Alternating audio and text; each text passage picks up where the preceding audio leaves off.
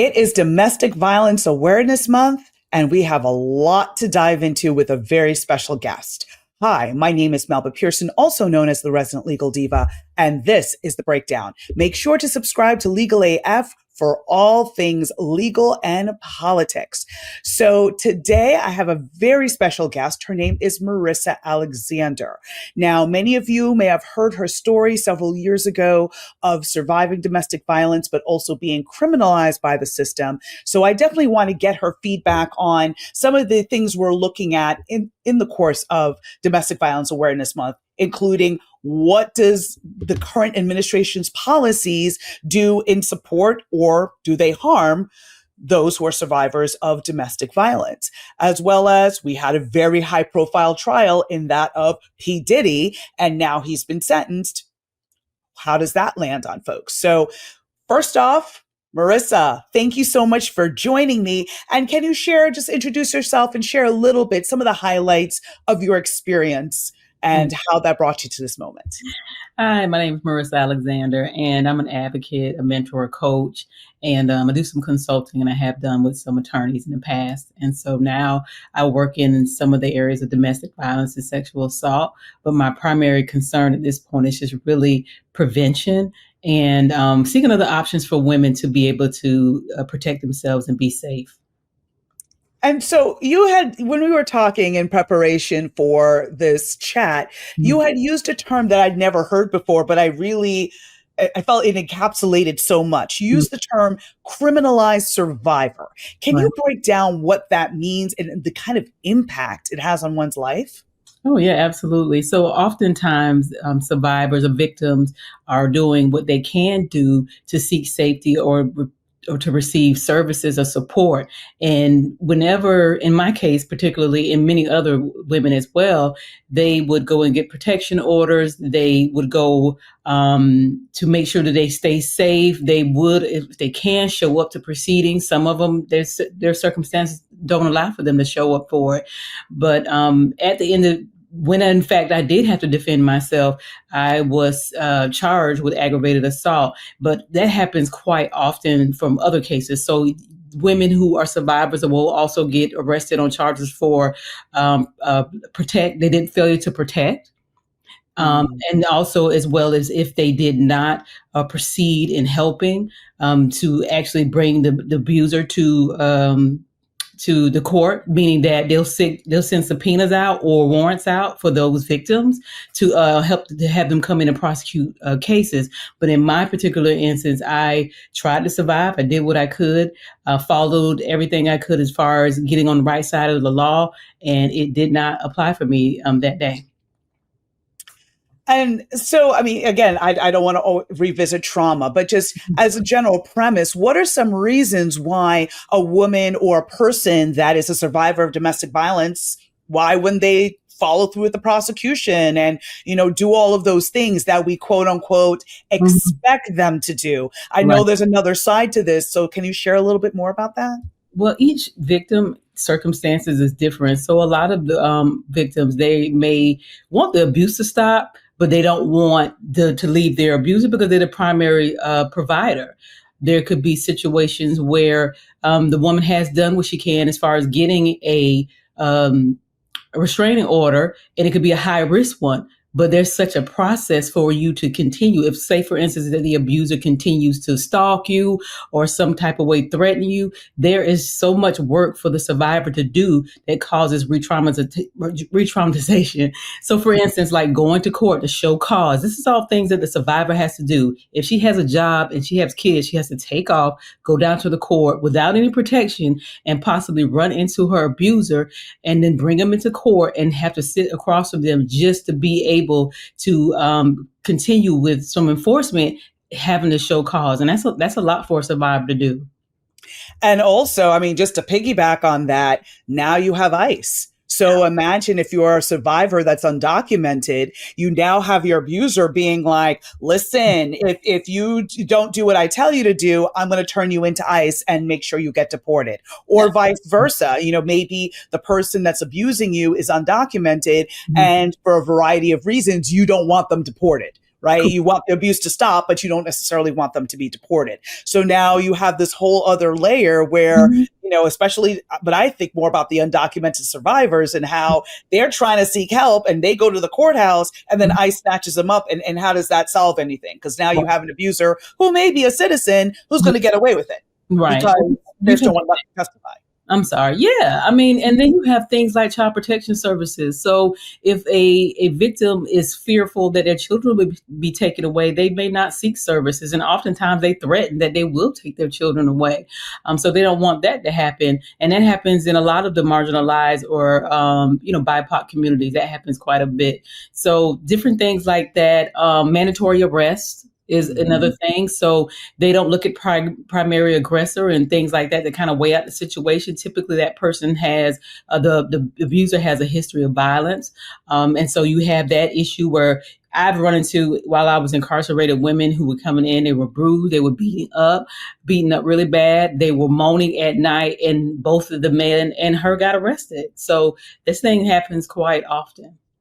And just one point of clarification, you use the term BIPOC. Just want to let folks know who may not be familiar, that's Black, Indigenous, people of color, right? Because folks are gotten on me because I'll be like HBCUs and they're like, hi, coming from Canada, what's an HBCU, right? So, I'm trying to be more mindful about that. So, but anyway, thank you for that. So we're going to talk about Diddy, but before I do that, let's talk a little bit more since we started talking about ICE and sort of the challenges that some folks are facing.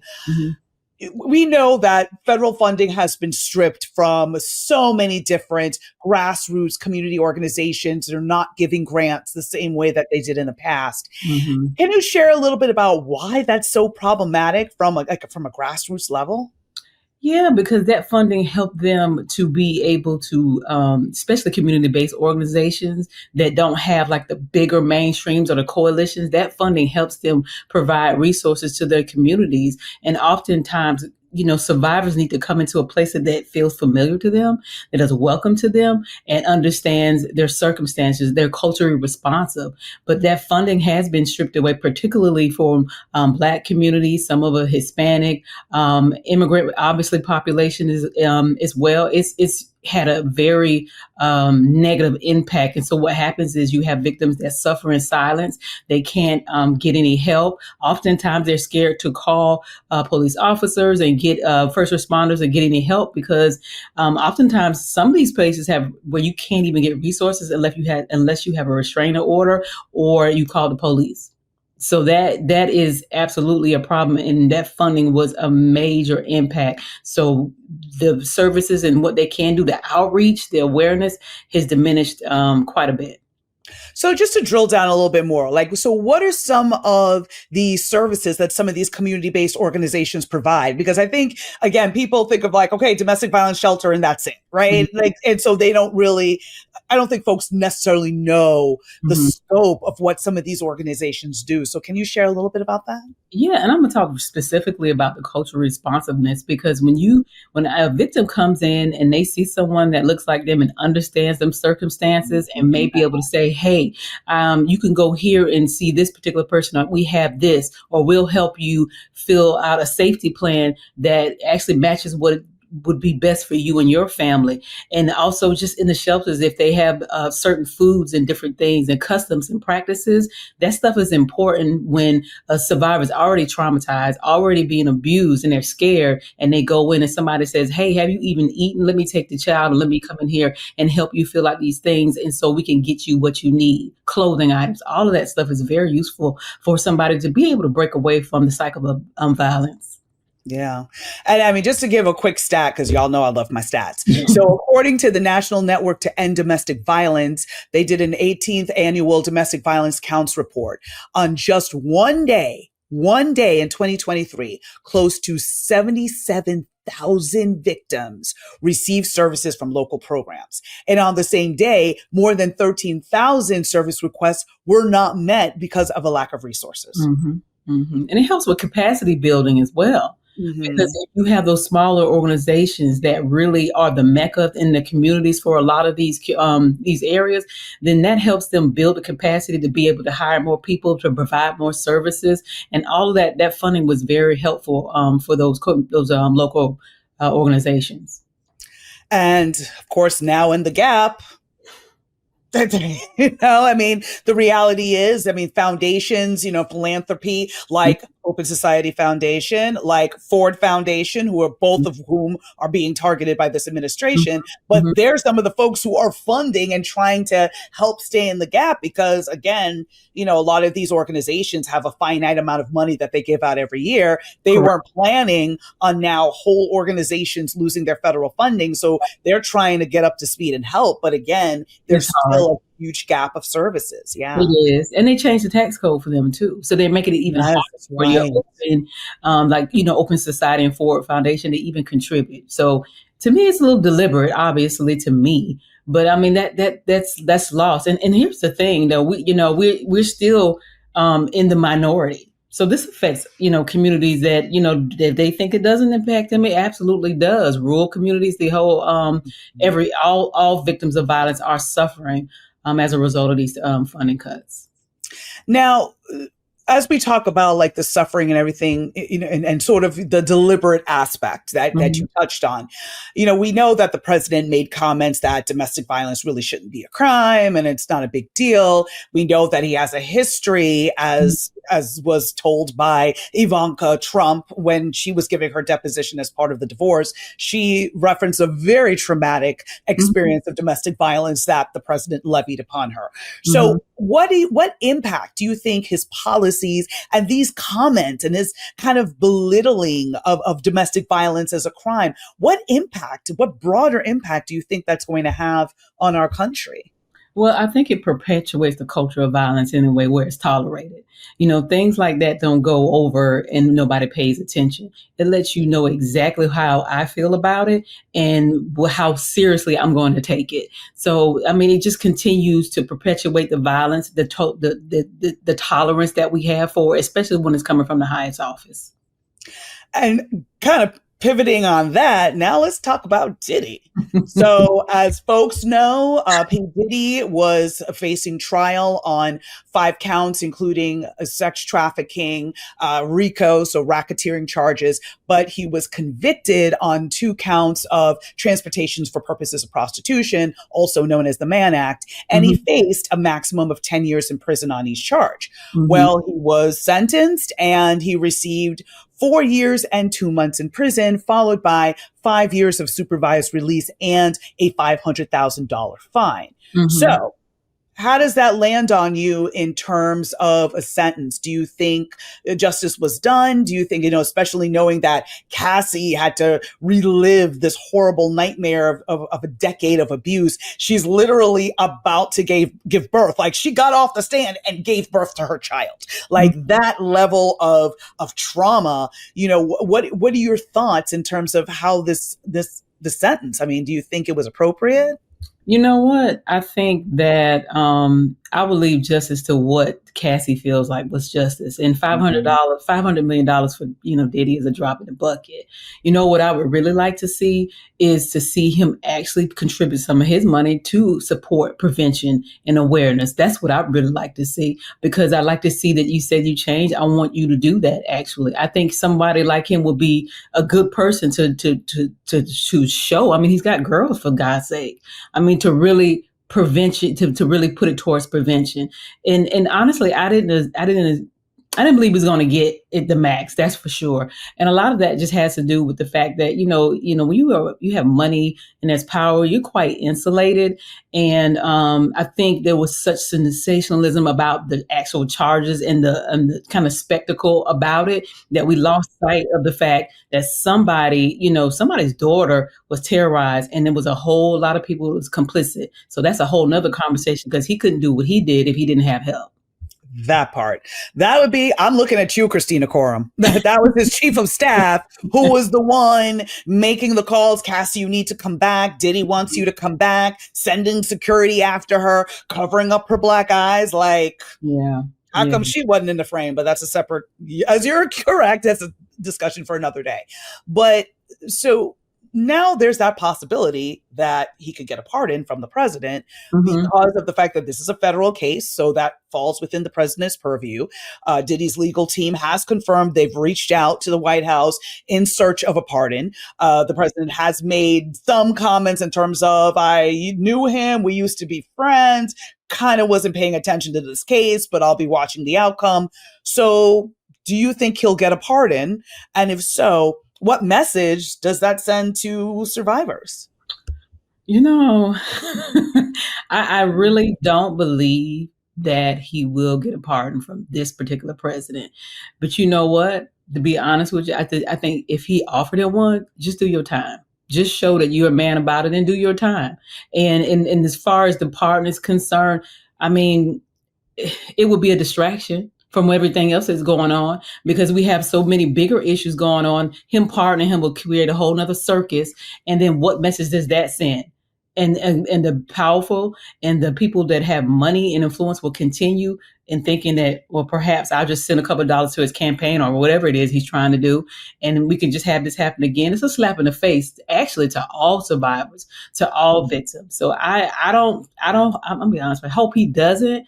But if he does, then that's going to just continue to send a strong message. And that's to, and here's the thing, that's on the big stage. What about the people who are behind doors who don't have all of that money and protection and somebody to have that balance? It's going to be very difficult. So, I mean, we'll see. You never know. No, you're right. I mean, I am hopeful like you are, but maybe I'm just cynical and jaded, but I think he's going to get a pardon. I think he's going to get it before the end of this year because number one, anything to distract from the Epstein files. I need the Epstein survivors to drop that list. Right. And I know people get sketchy in the comments, talk about, well, did you care about that 12 years ago? Listen, abuse has no party. I don't care. Democrat, Republican, Independent. You are here abusing people. Name them, shame them, get held accountable. Don't care.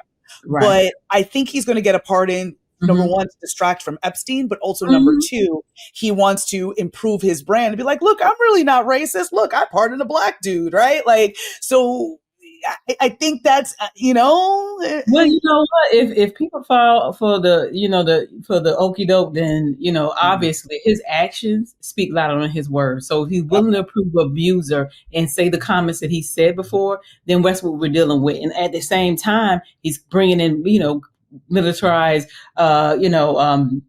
police and National Guard into communities. That's the action that's happening to us day to day. This is one single entertainer that's getting pardoned. We need to keep our eyes on the things that are happening on the ground because those are the more important things. And so he will definitely use that as a distraction, but we cannot be distracted. Absolutely.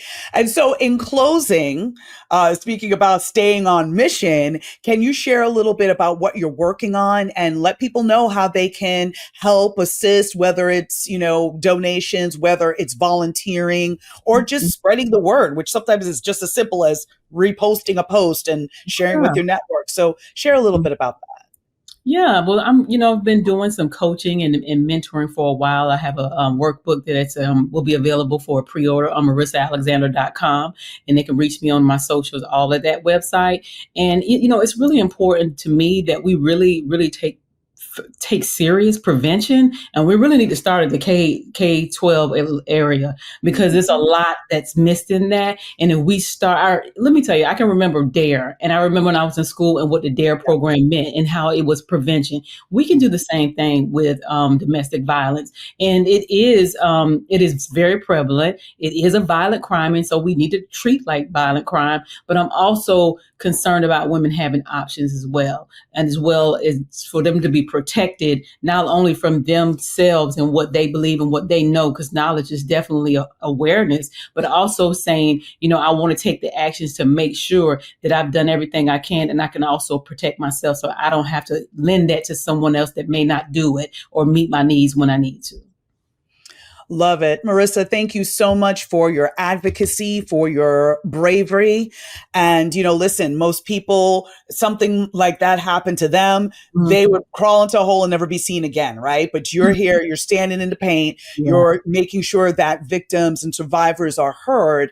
And I encourage everyone to check out our website. We're also going to share some resources. So if you or someone you know is in a domestic violence situation, listen, there is help out there. Despite organizations struggling with funding, it doesn't mean that the work stops. People are just figuring out how they can do this in community. So still reach out. Again, I will share some resources that you can look at. Be safe when doing so. So don't do it if your abuser's around. Make sure to close your browser and close that page altogether if you need to, but know that there's resources out there and there's people willing to help you. So Marissa Alexander, thank you again. I'm Melba Pearson, also known as the Resident Legal Diva. Please make sure to like, comment, and subscribe to Legal AF. Take good care. Can't get your fill of Legal AF? Me neither. That's why we formed the Legal AF Substack.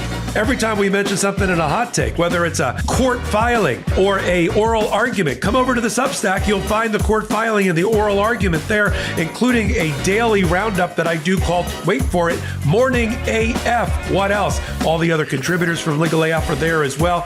We got some new reporting. We got interviews. We got ad-free versions of the podcast and hot takes. Where? Legal AF on Substack. Come over now to free subscribe.